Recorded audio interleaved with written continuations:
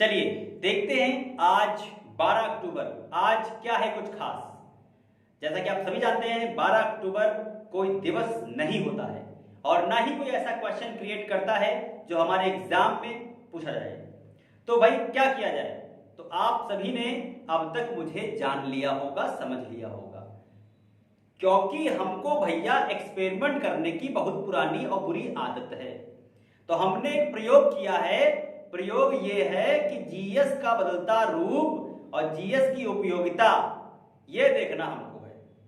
यानी कि आज का जो मेरा विषय है वो ये है कि हमारी परीक्षाओं में जीएस की उपयोगिता एवं भागीदारी, ये टॉपिक का नाम है।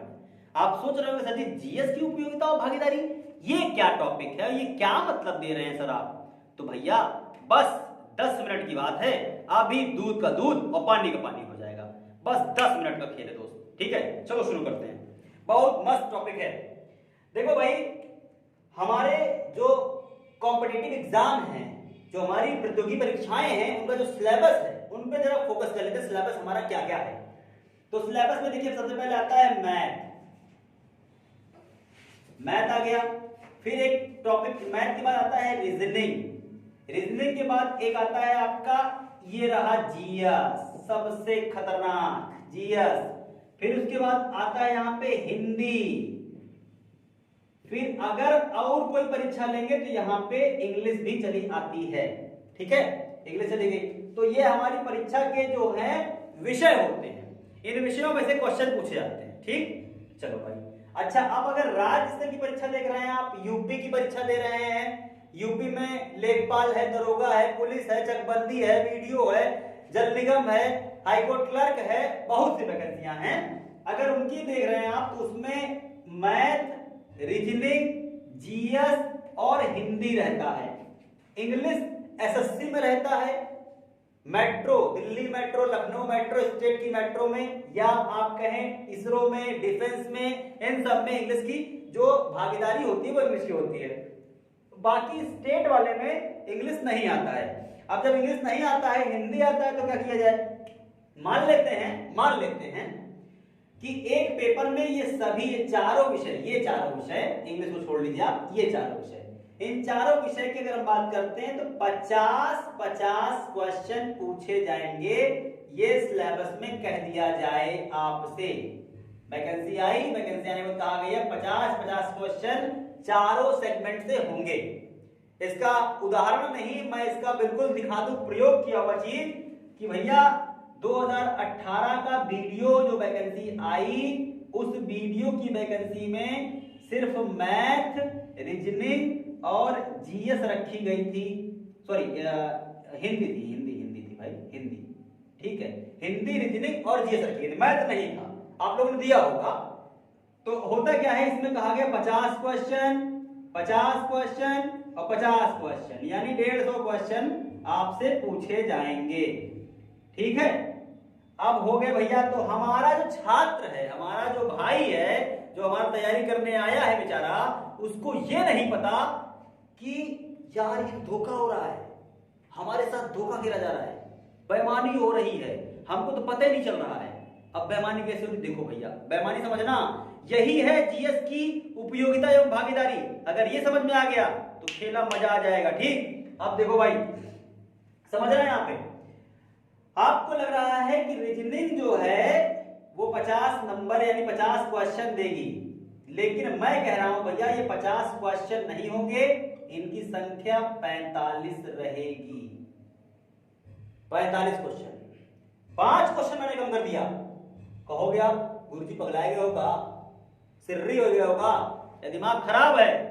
तो भैया दिमाग मेरा सही है, मैं पागल नहीं हूं भैया, ठीक? अब होता क्या है, ये 5 नंबर कहां गया, 5 क्वेश्चन कहां गया, अभी दिखाता हूं। आपको लग रहा है हिंदी जो है ये आएंगी 50 क्वेश्चन, यो धोखा है, ये भी धोखा है। 48 क्वेश्चन हिंदी आएगा, 2 क्वेश्चन फिर गया, कहां गया अभी बताता हूं। फिर उसके बाद देखो, आपको लग रहा है ये रहा मैथ लग रहा है आपको 50 क्वेश्चन आएगा, लेकिन ये भी धोखा हो गया, खेला खेल गया भाई। अब क्या होगा, ये मैथ आपको वास्तविकता में 53 नंबर 53 क्वेश्चन आएंगे। समझ गए होंगे कुछ हद तक। यहां वाला 3 नंबर इसमें ऐड हुआ है। ये 45 में से 5 गए थे, कम हुए थे, 50 में 45 5 कम हुए थे, उसका 3 क्वेश्चन यहां ऐड हुआ है। 2 क्वेश्चन बचा है, अभी बताता हूं कहां गया वो। ठीक है, अब क्या होता है, और जीएस जो आप सोच रहे हैं भैया कि जीएस के 50 क्वेश्चन आएंगे, तो आप इस भ्रम में मत रहिए। 50 नहीं आएंगे, इसके आएंगे भैया 54 क्वेश्चन आएंगे। 53 से 54 या 55 हो जाते हैं, आगे पीछे रहते हैं। आप कह रहे होगे आज पक्का जो है दीपक सर सेठिया गए हैं, आज पक्का ही पगला गए हैं आज। ठीक है भैया, हम पागल नहीं हैं, हमारा दिमाग खराब है जो आपको बता रहे हैं सब। देखिए कैसे अब, ठीक है, ये समझ में आ गया, इतना आगे बढ़े। ठीक है, देखिए ध्यान से, चलिए इसको यहीं पे हम समझ लेते हैं ताकि आपको ये मिटा देंगे तो दिक्कत हो जाएगा थोड़ा। अब देखो समझना भाई, रीजनिंग में जो 5 क्वेश्चन कम हुए हैं वो कहां गए। 3 क्वेश्चन मैंने बताया, इसके निकल के मैथ में इंक्लूड किए गए 3 क्वेश्चन। ठीक है, वो क्वेश्चन कौन कौन से हैं, एक आता है एज वाला यानी आयु संबंधी प्रश्न। ठीक है, फिर एक आता है आपका जो है संख्या ज्ञात करना, विरुद्ध संख्या ज्ञात करना, और फिर एक आता है जो सीरीज यानी कि नंबर सिस्टम जो लगे सीरीज मिलाना, जैसे ये 2 4 6 आगे छोड़ दिया गया भैया बताओ। तो ये मैथ का जो है टॉपिक ले लेते हैं। तो तीनों मैथ के हैं, आयु वाला, संख्या वाला और ये विरुद्ध पद वाला। संख्या मतलब विरुद्ध संख्या जो जैसे बना देते हैं ना कि ये बना दिए, फिर उसके बाद इसमें कहते यहाँ ये लिखा, यहाँ लिखा, तो यहाँ कितना लिखा गया, इसमें कितना भरेंगे, तो विरुद्ध पद ज्ञात करना जो होता है वो वाला। तो ये समझ में आ गया, 3 क्वेश्चन गए आपके किसमें, रीजनिंग वाले, चले गए मैथ में। चलो भाई मैथ में चले गए, 2 क्वेश्चन बचे। 2 क्वेश्चन जो है वो जीएस में जा रहे हैं। देखो मैंने यहां पे लिखा, एक सेंटेंस में लिख रहा हूं, मोहन जुदाड़ो। ठीक है, मोहन जुदाड़ो यहां पे लगाया और यहां पे लिख दिया मैंने इंडस, ये लिख दिया। अब यहां पे मैंने डबल वाला लगाया सिंबल और मैंने लिख दिया यहां पे हड़प्पा। दिख रहा है आपको भाई, हड़प्पा, आई होप दिख रहा होगा। ठीक है, हड़प्पा। अब हड़प्पा क्या किया हमने यहाँ पे डैश कर दिया, भैया बताओ वहां क्या भरा जाएगा। ठीक, ये एनालॉगी कहलाती है रीजनिंग में। देश राजधानी वाला आता था, मैंने यहाँ थोड़ा टफ कर दिया है। ये मोहनजोदड़ो सभ्यता जो है वो इंडस नदी किनारे थी, यानी सिंधु नदी का प्राचीन नाम है इंडस। तो हड़प्पा सभ्यता किस नदी किनारे थी बताओ। हड़प्पा आपने किताब में पढ़ रखा है रावी नदी किनारे है, लेकिन यहां रावी नहीं रहेगा ऑप्शन में, यहां पे रहेगा अस्कनी, फिर पौरुषणी, फिर विपाशा, बसु नहीं यार विपाशा। ठीक है, फिर यहां पे रहेगा विदस्ता। अब बताओ भैया, ऑप्शन दे दिए आपको, कमेंट करो। ऑप्शन दिए अगर, तो रावी का प्राचीन नाम आता है पौरुषणी। क्या आता है, पौरुषणी, रावी का प्राचीन नाम। तो जब रावी का प्राचीन नाम पौरुषणी आएगा भैया, तो हड़प्पा के उस कॉलम में हम क्या भरेंगे, पौरुषणी भरेंगे। क्लियर। तो हमारा ये प्रश्न समझ में आया एनालॉगी वाला, ये बहुत हल्का है। मैं हो सकता है यहाँ पे नाम दूं, प्राचीन नाम दे देता मैं यहाँ पे कर्नाटक का मैसूर लिख देता और यहाँ पे मैं छोड़ देता, बताता कि भैया बता दो तुम लाहौर का प्राचीन नाम बता दो। ठीक है, अब बताओ तुम, दिक्कत हो गई ना। कहोगे गुरुजी तो हम पढ़े ही नहीं है, ये जीएस का सेगमेंट है और सर रीजनिंग में ये दे रहे हैं, तो बेईमानी कर रहे हैं, साफ साफ धोखा है। अब आपको समझ में आ रहा है ना, अभी देखिए वो समझ में आएगा, बस बने रहिए 5 मिनट और। अब देखिए ये आपको समझना है। एक और इसका वही अभी तो की हिसाब अगर किया जाए तो 3 मैथ में चला गया, एक यहाँ गया एनालॉगी वाला, एक क्वेश्चन कहाँ गया, एक क्वेश्चन देखते हैं कहाँ गया। वो आपका रीजनिंग वाला जीएस में आता है जिसे कहते हैं ब्लड ग्रुप। ठीक है, ब्लड ग्रुप वाला क्वेश्चन। ये ब्लड ग्रुप वाला क्वेश्चन कैसा होता है, देखिए एक दंपत्ति हैं यानी कि राम और उनकी अर्धांगिनी पत्नी है सीता। ठीक है, इनके कोई संतान नहीं थी, इन्होंने एक बच्चे गोद ले लिया। ठीक, गोद ले लिया एक बच्चे को, अब लड़का है लड़की बता नहीं रहा हूं। ठीक है, गोद ले लिया। ठीक, उसके 1 साल बाद इनके जुड़वा बच्चे पैदा हुए, ठीक है, इनकी संतान पैदा हुई।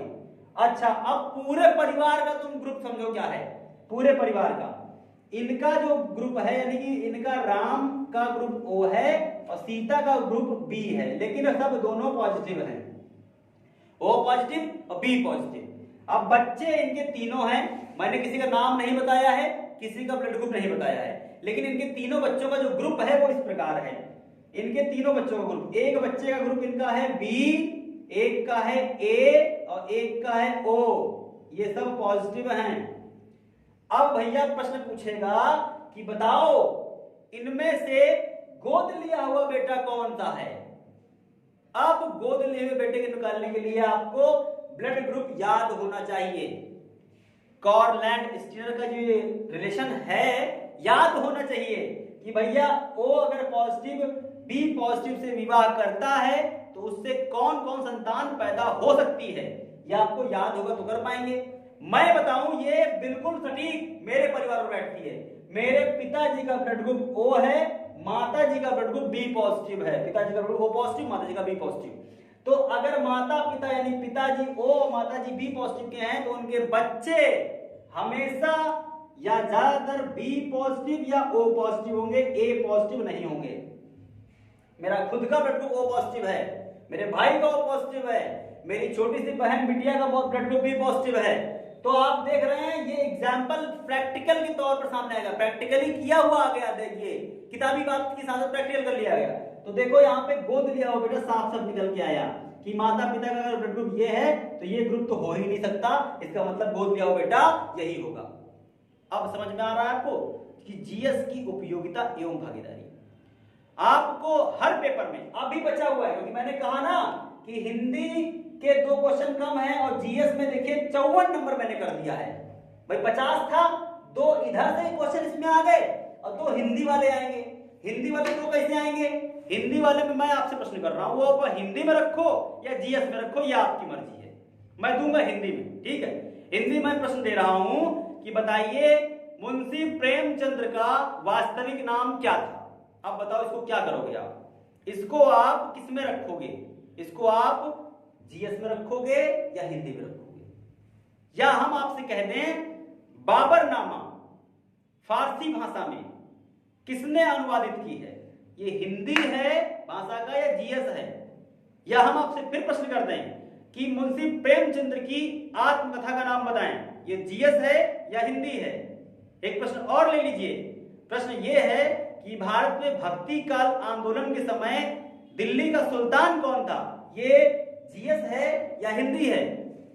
अब बताइए आप, प्रश्न समझ में आपको आ रहे हैं? आधुनिक भारत की मीराबाई किसे कहते हैं, ये जीएस है या हिंदी है?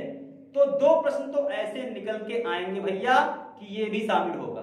तो आई होप मेरे कहने का मतलब आप समझ गए होंगे कि जीएस को पहचानिए, जीएस को जानिए। जीएस और रीजनिंग में जो बच्चा सोच रहा है ना, हम लोग लड़के तैयारी करते हैं, हम लोग क्या करते हैं, देखो घर से निकले, ट्रेन पकड़े, पेपर देने जा रहे हैं, ठीक है, पेपर देने जा रहे हैं तो पेपर देने का हुआ रास्ते में हमको लगा दोस्तों अबे मैथ तो पूछा ना, हमारी मैथ बहुत अच्छी है, अबे 50 में मैंने 45 तो करी थी बे। अच्छा दूसरा दोस्त, अबे भाई रीजनिंग, अबे रीजनिंग से क्या बात करोगे, रीजनिंग में कौन डरेगा बे, 50 में 49 ठोक के हो बे एकदम, जाना तो रीजनिंग का हुआ है रीजनिंग का। अच्छा जीएस, अबे यार जीएस, हाँ जीएस में हो सकता है, जीएस में देखो यार कौनो हैंड नंबर नहीं लेके आओ पाओ तो तुम ना लाए पाओ ना हम लाए पाओ पे, होगा समझाएंगे हम। जीएस में काम करेगा 20 नंबर बहुत है बे, ठीक है पासिंग मार्क बहुत है। अब फिर हिंदी, अबे पागल होगा, हिंदी हमारी राजभाषा है बे, हिंदी तो हम एकदम हिंदी राजभाषा, बचपन से हिंदी पढ़ते चले आ रहे हैं, हिंदी से बात ना करी, हिंदी में तो हमारे सारे नंबर ले 50 में, लो भैया काम होगा, हम पेपर पास कर लिए, अभी पेपर सेंटर पर नहीं पहुंचे, रास्ते में पास होगा पेपर में, नंबर आएंगे हमारे एकदम मेरिट लिस्ट में है ना एकदम, ठीक है। अच्छा भैया पेपर जब सामने आएगा तो मालूम चलेगा ये तो 5 नंबर कम हो गया, 2 नंबर इसमें कम हो गया, 4 नंबर इसमें कम हो गया, आप बताओ क्या करोगे तुम? तो भैया ये जो हमारे मिडिल क्लास की फैमिली के, मध्यम वर्ग के परिवार के जो बच्चे हैं वो चीजों को जान लें, समझ लें कितना किसका रोल है। अगर आपको नौकरी लेनी है तो मैं कहता हूं जीएस पढ़ना छोड़ दीजिए आप, मैं जीएस का टीचर को बोल रहा हूँ, जीएस पढ़ना छोड़ दीजिए। कोई टीचर नहीं बोलेगा, यूट्यूब पे तमाम टीचर जीएस को पढ़ा रहे होंगे, कोई नहीं बोलेगा जीएस पढ़ना छोड़ दीजिए, क्योंकि आपके सब्सक्राइबर व्यूज कम हो जाएंगे। तुम्हारा मुझे सिलेक्शन चाहिए, व्यूज को मारो ओली भाड़ में जाए, ठीक है। आप सिर्फ सिलेक्शन लेके देखिए, आप सिर्फ मैथ को फॉलो करिए, रीजनिंग को फॉलो करिए, हिंदी को फॉलो करिए, जीएस को ना के बराबर रखिए। जीएस के लिए प्रतिदिन 2 घंटे निकाल लीजिए, सिलेक्शन झक मार के आएगा दोस्त, झक मार के आएगा। लेकिन अगर आप बड़ी परीक्षा के लिए कर रहे हैं, वनडे एग्जाम में जैसे सिविल की ओर बढ़ना चाहते हैं आप, आरओ यार पीछे तो भैया इसके बिना काम नहीं चलेगा। तब ये तीनों कुछ नहीं कर सकते, ये अकेले तीनों का वेट रखता है। तो जैसा देश वैसा भेष, जैसी परीक्षा वैसी तैयारी, जैसा सिलेबस वैसी रणनीति। ओके, तो आप समझ गए होंगे। आज के लिए ही इतना रखता हूं दोस्तों। तो आप सभी से निवेदन है कि भैया वीडियो को अधिक से अधिक फॉरवर्ड करिए, अधिक से अधिक भाई बहनों को मालूम चले कि ये क्या है। तो दोस्तों सब्सक्राइब करिए, लाइक करिए। जय हिंद।